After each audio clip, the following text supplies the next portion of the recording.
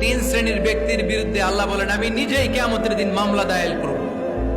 I will be against them in the day of judgment. Three categories of people I will be against them in the day of judgment.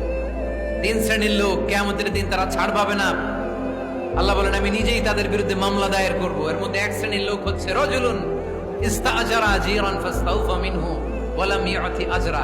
একজন শ্রমিক ভাড়া করে তার কাছ থেকে কাজ নিয়েছে কিন্তু তার পারিশ্রমিক আদায় করে নাই। এরকম আছে না নাই?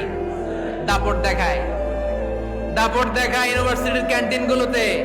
ইউনিভার্সিটির ক্যান্টিনে যে খায় মাগার বিল দেয় না, এরকম টাকায় দাসরা নাই। চায়ের দোকানে চা খায় আগে পরে দিমু, বিল দেয় না, আছে না নাই? দোকানে যে পণ্য কিনে বিল দেয় না, পরে দিমু, আছে না নাই? কিয়ামতের দিন আল্লাহ তোর এই মাস্তানি ছুটাবে, চিল্লা এখন ঠিক কিনা? আনা খাসমুহুম, আমি নিজেই তাদের বিরুদ্ধে মামলা দায়ের করব। কথাটা কার? এজন্য বিশ্বনবী বললেন খবরদার, মেহনতি মানুষ, খেটে খাওয়া মানুষ, এদের দোয়া কবুল হয়ে যায়।